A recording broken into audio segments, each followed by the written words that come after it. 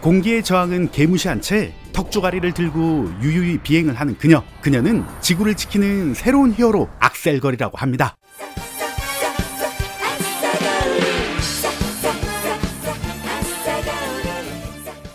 최신형 보청기를 끼고 동네를 어슬렁어슬렁 싸돌아다니고 있는 한 여성에게 이상한 소리가 들립니다. 이 소리의 정체는 뭔 이상하게 생긴 놈이 따발총을 난사하고 있는 소리였죠. 저 정도 비주얼이면 지 얼굴에 총 맞은 거 아닌가? 아니, 그리고 저 모습의 검정 고무장갑은 대체 웬 말일까요? 그런데 이때 그냥 가만히 찌그러져 있을 것이지 괜시리 나대다가 위기에 처한 경찰관들. 그리고 이 여성은 이들을 구하고자 설렁설렁 걷다가 난데없이 안경과 우통을 벗어 제낍니다.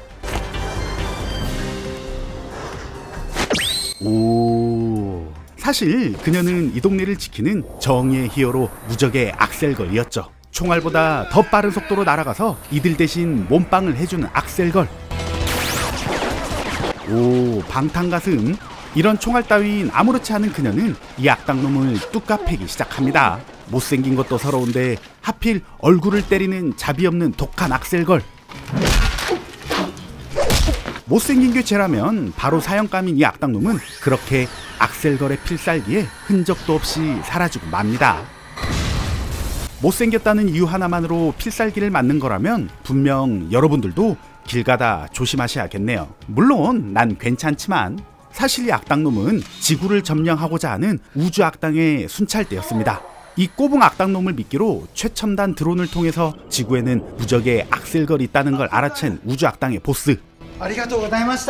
이 사실을 전혀 모르는 악셀걸은 내가 또 한 건 해냈다라는 느낌으로 공기의 저항은 개무시한 채 턱주가리를 하늘 높이 쳐들고 집으로 향합니다. 다음날 신문기자로 위장을 하고 있는 그녀는 회사 부장놈과 함께 악당이 나타난 그곳에 취재를 하러 왔습니다. 그리고 이때다 싶어서 우주에서는 악셀걸을 없애고자 놀라운 패션 감각을 소유한 악당 한 놈을 집으로 파견시킵니다. 화려한 쫄쫄이 의상을 입은 악당의 등장에 어떻게 저런 의상을 소화할 수가 있지? 라며 깜짝 놀라는 부장놈. 부장의 이상한 연기력에 어떻게 저런 연기를 할 수 있지? 라며 더 깜짝 놀라는 악셀걸. 패션의 리더인 악당은 이 둘의 꼴값 떠는 연기를 보고 분노를 참지 못한 나머지 곧바로 공격을 시도합니다. 연기를 못하는 순서대로 차근차근 조져버리기 시작하는 이 악당놈.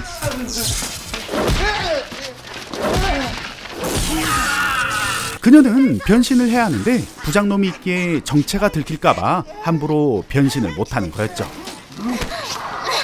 악셀걸로 변신을 못하면 허접 찌끄레기인 그녀는 뭐라도 해보고자 필살에 떼찌떼찌 공격을 퍼붓습니다. 떼찌! 떼찌!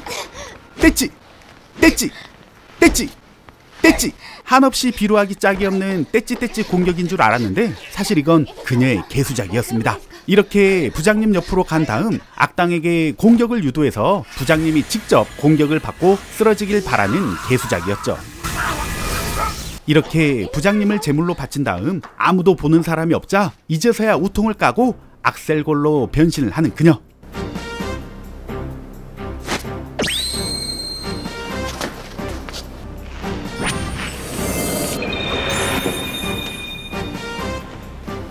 호기롭게 변신을 했지만 그래도 그녀는 허접 찌끄레기였습니다. 가슴만 방탄일 뿐 옆구리는 방탄이 안 되는 그녀. 악당놈은 보다 강력한 공격을 퍼붓게 되고 이 공격이 너무나도 아픈 그녀는 아따라야 라는 사투리까지 선보입니다. 그녀의 난데없는 사투리에 놀라버린 악당은 뒷걸음질을 치게 되고 이 사투리가 제대로 먹히자 이 틈을 노려서 필살기를 쓰는 그녀. 하지만 앞서 악당과 다르게 이놈은 사라지지 않습니다. 당황한 그녀는 모든 에너지를 쥐어짜서 초필살기를 쓰게 되지만 부장놈을 방패로 쓰는 이 악당놈. 보통 직장인이라면 망설임 없이 자기 부장을 없애버리겠지만 그녀는 영웅이기에 차마 그럴 순 없었죠. 그렇게 방탄가슴이 무색할 정도로 강력한 공격을 받게 되는 그녀. 그녀만 없애면 지구는 악당들의 것이기에 이 부장놈 따윈 그냥 내팽겨 쳐버리는 무시무시한 악당놈. 앞서 필살기와 초필살기를 연달아 쓴 그녀는 모든 에너지를 소모하게 되고 그렇게 악당에게 이끌려 우주로 가게 됩니다.